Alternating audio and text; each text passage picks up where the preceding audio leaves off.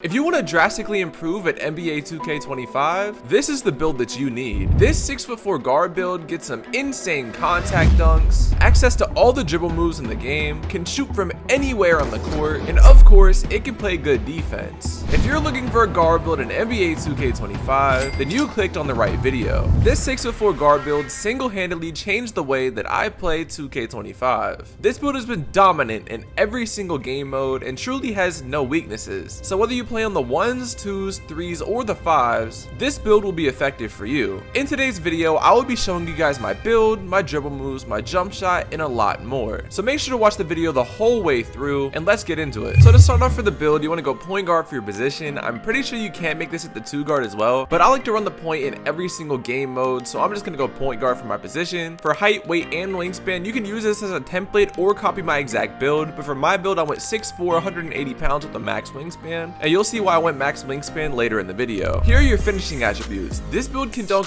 really well and can eventually get legend posterizer when you get your cap breakers. As you can see in the clips, this build dunks like a pure slasher, and you basically are a pure slasher because you're going to start off with a really high 96 driving dunk rating and eventually will be a ball handler that gets a 99. So having a 99 driving dunk while having the capability to dribble really well, shoot really well, and play some solid defense, you guys are going to see why this build is insane. So looking at the actual finishing attributes right here, you have an 81 close shot. The close shot's really not that important. It just goes up because of your driving dunk rating. Obviously, layups in this game are really wonky, and your close shot's gonna help with that. So if you're missing wide open layups and you put on real player percentage timing, having an 81 close shot alongside a 77 driving layup will make sure that you don't miss open layups in 2K25. The 77 driving layup's gonna allow you to get silver float game and bronze layup mixmaster, which are both really important badges for finishing this year, especially since you get taken out of dunk animations a lot. You're gonna want layup mixmaster for sure. Obviously, the main showcase of this build is the 96 driving dunk. Now you could make this at 99, but there's really no point. It's really expensive and it's gonna take away from your other attributes when you could just go a 96 off the rip to get Hall of Fame posterizer and aerial wizard, and then use your cap breakers to get it to 99. So once you finally unlock your first 5 cap breakers, I would put it on your driving dunk rating to get legend posterizer. Legend posterizer is actually insane because I have used it with my max +1, and I will make a video probably tomorrow or the day after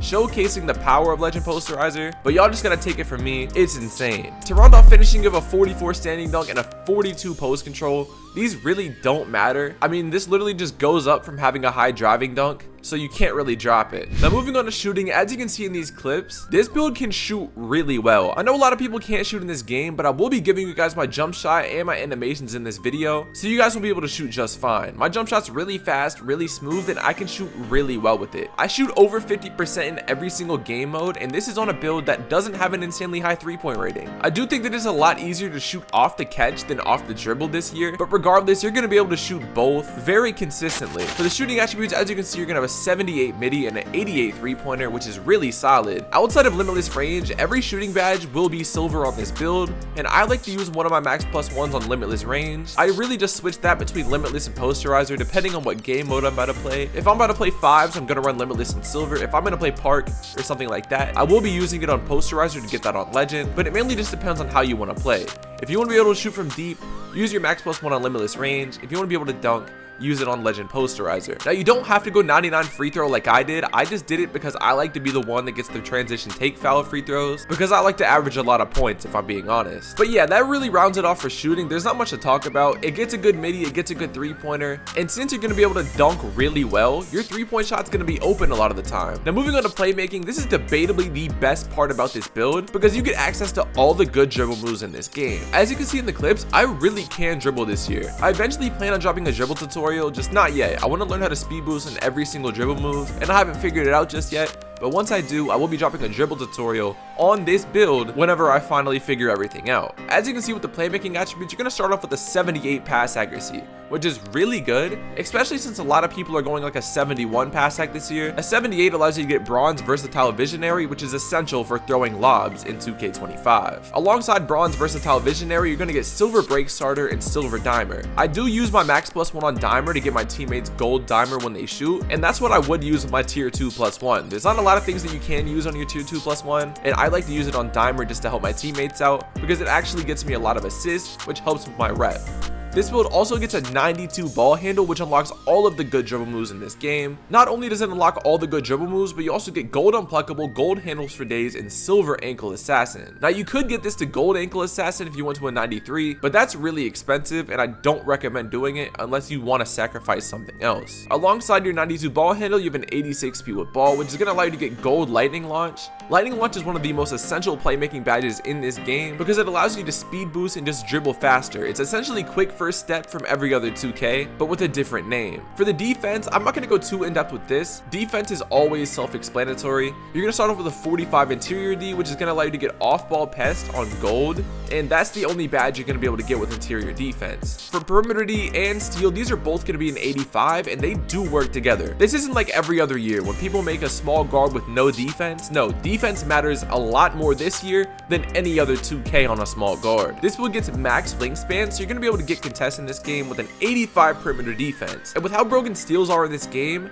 you have max wingspan with an 85 steal. You also get access to silver glove and gold interceptor, which is insane. To round off defense, you have a 45 block, and this really doesn't matter. I just put it there to put it there. For your rebounding, there's not much to go in depth here. You have a 45 O board and a 56 D board. I do grab a lot of rebounds when I'm playing the twos, but it's really not that important. And then to round off this build, physicals are everything. You have to go at least an 86 speed and 75 agility, so you're not an absolute cone. For your strength, you only need a 51, but I just put it to 54 for leftover attributes. There's not really too much to go in depth about here. And then finally, you have a 90 vertical. 90 vertical is essential. If you go any lower than a 90 vertical, you messed up this build. You technically could go 85, but 90 is really essential. You get access to every single dunk animation in this game with a 90 vertical, and since you already have such a high driving dunk, there's no reason to not put your vertical at a 90. Having your vertical this high allows you to get Hall of Fame posterizer and eventually legend posterizer, as well as getting Hall of Fame aerial wizard. This build can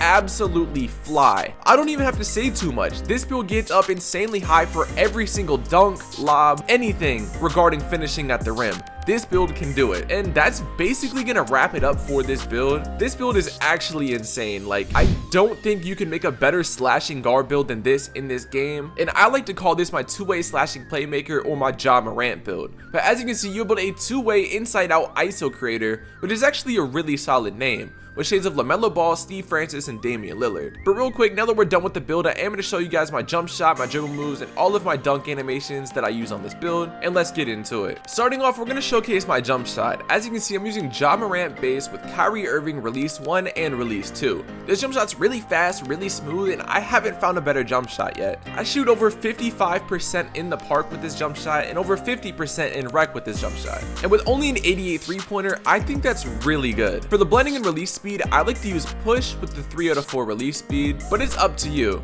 Obviously, your blending doesn't matter since they're both Kyrie releases, so don't question why it's 100 to 0. And that's basically it. As you can see, the jump shot gets really good grades, and overall, it's just a really good shot. Now for the dribble moves, you can just copy all of these down. If you want an in-depth explanation on why I used every single dribble move, watch my dribble moves video that I'm gonna put at the top right of the screen. In the video, I showcased every single dribble move that I use on this build and why I used them, so it's a really good video to watch. For my dunk animations, I'm not gonna go too in depth. I might eventually make a whole dunk animations video, but as you can see, I have everything on over here. I don't like the Sutherland dunks because it's just like a bounce animation that's really wonky, but everything else I'm pretty much using over here. Just copy all these down. Standing dunks, you can only get two-handed under basket regulars. That's what I use. Signature dunks, I like to use Ja Morant and Russell Westbrook, and that's the only thing that I really like here. Dr. J is pretty good, but I'm not going to use it on this build. And yeah, that's pretty much it for this build and all the animations. If you found anything useful, make sure you like, comment, subscribe. I'm trying to hit 15K subscribers by the end of this month, and I'll catch y'all in the next video, man.